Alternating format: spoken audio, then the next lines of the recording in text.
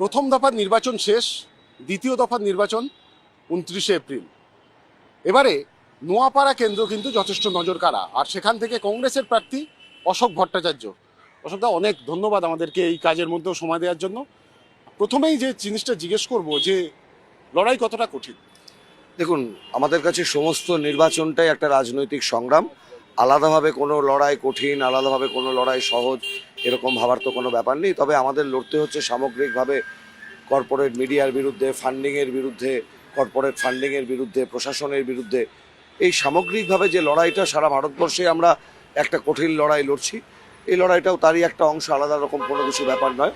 তবে এইবারে ব্যাপারটা আরও আমাদের কাছে, কর্মীদের কাছে একটা নতুন মাত্রা যোগ করেছে। দীর্ঘ 20 বছর পরে সমস্ত পশ্চিমবঙ্গে 294টা কেন্দ্রে কংগ্রেস আমরা প্রার্থী দিয়েছি এবং প্রতিটা বুথে কংগ্রেসের পতাকা উঠছে। কোন কোন ইস্যুকে সামনে নিয়ে প্রচারে নিয়ে যাচ্ছে? দেখুন, ব্যক্তিগতভাবে নোয়াপাড়া কেন্দ্রে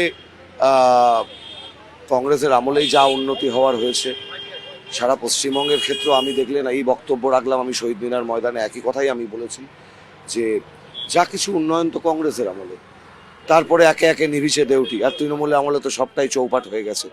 আমরা এই কনফিডেন্টের সাথে মানুষের কাছে যাচ্ছি যে আমরা পেরেছিলাম, আমরা সরকার চালিয়েছিলাম, আমরা হাওয়ায় ভেসে আসিনি, আমরা পেরেছিলাম, আমরাই পারব। এসআইআর এবারে নির্বাচনে একটা অন্যতম ইস্যু। কংগ্রেস যেমন এই এসআইআর এর বিরোধিতা, সাধারণ মানুষের ভোটাধিকার যাতে থাকে তার লড়াই করেছে, অন্যদিকে মমতা বন্দ্যোপাধ্যায় তিনিও নির্বাচন কমিশনের বিরুদ্ধে বারবার বক্তব্য বলেছে। এই এসআইআর এর ডিভিডেন্ড কি আপনারা পাবেন, আপনাদের মনে হয়? দেখুন, প্রশ্ন হচ্ছে এসআইআর এর ডিভিডেন্ড পাবে কিনা কেউ, সেই ভেবে তো এসআইআর এর বিরোধিতা আমরা করিনি।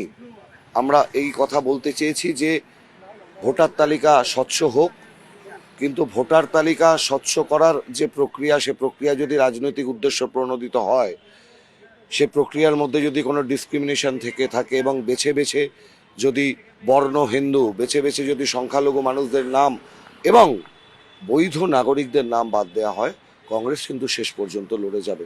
আমাদের লড়াই নির্বাচন ব্যবস্থাকে স্বচ্ছ করার দাবিতে। নির্বাচন ব্যবস্থাকে স্বচ্ছ করতে গিয়ে যদি আর একটা অস্বচ্ছতাকে ডেকে আনা হয়, তবে সেটাকে কখনোই মেনে নেওয়া যায় না। জোট এবারে হলো না, সেটা কি কোথাও একটা সমস্যা তৈরি করছে নোয়াপাড়ার ভোটের ক্ষেত্রে, কি মনে হয়? দেখুন, কার সাথে জোট হলো না? বামপন্থীদের সাথে জোট হলো না। বামপন্থীও বলি না, আমি বলি বামফ্রন্টের সাথে যোগ হলো না, কারণ বামপন্থা আর বামফ্রন্ট অনেক অনেক পার্থক্যের ব্যাপার।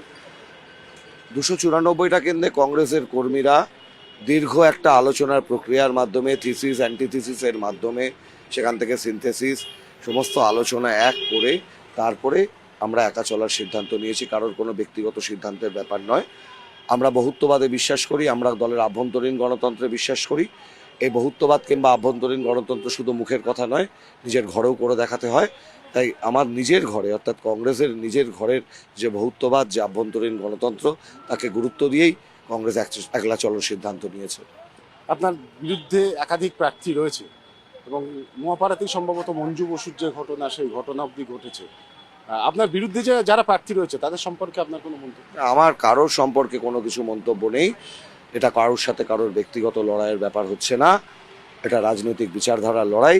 এই রাজনৈতিক বিচারধারার লড়াই আমাদের কাছে খুব স্পষ্ট। তৃণমূলকে রাজনৈতিকভাবে ক্ষমতাচ্যুত করতে হবে, বিজেপি আরএসএস এর ভয়ঙ্কর দর্শনকে ক্ষমতা থেকে শত সহস্র জন দূরে রাখতে হবে। আমরা বাংলার মানুষকে, নোয়াপাড়ার মানুষকেও একই কথা বলছি যে ভাজপা ও তৃণমূল কা जो লড়াই ঝগড়া ও ফেক है, আসল में दोनों का मालिक एक है। दोनों का মালিকের নাম আরএসএস, কখনো মালিকের নাম আদানি আম্বানি।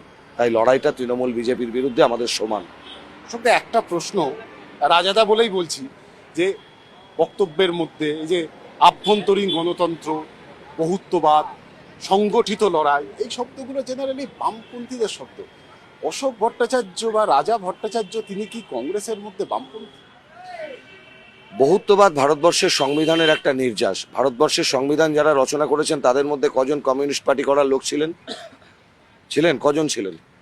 ভারতবর্ষের সংবিধানের বহুত্ববাদের নির্যাস যার হাত ধরে তৈরি হয়েছে তার নাম পণ্ডিত জওহরলাল নেহরু, তার নাম বি.আর. আম্বেদকর। তারা কোশমিনকালেও কমিউনিস্ট আন্দোলনের সাথে যুক্ত ছিলেন বলে আমার জানা নেই।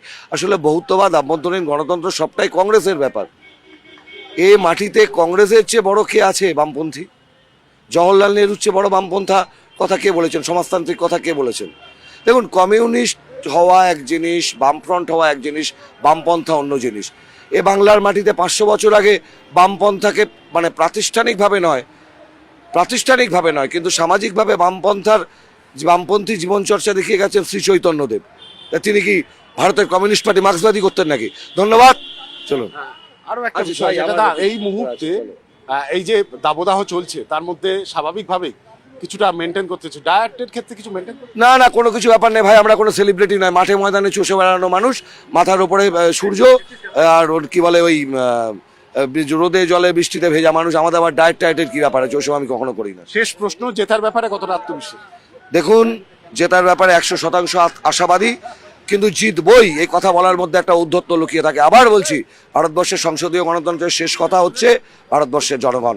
ভারত মাতা মানে ভারতবর্ষের 150 কোটি মানুষ, তারাই কিন্তু জনতার জনার্দন, তারাই ঠিক করে দেবেন কে জিতবে কে হারবে। অনেক ধন্যবাদ কথা বলার জন্য। আমরা কথা বললাম নোয়াপাড়ার কংগ্রেস প্রার্থী অশোক ভট্টাচার্যের সঙ্গে, এবং জেতার ব্যাপারে তিনি আত্মবিশ্বাসী হলেও জনগণের ওপরেই তিনি ভরসা রাখছেন।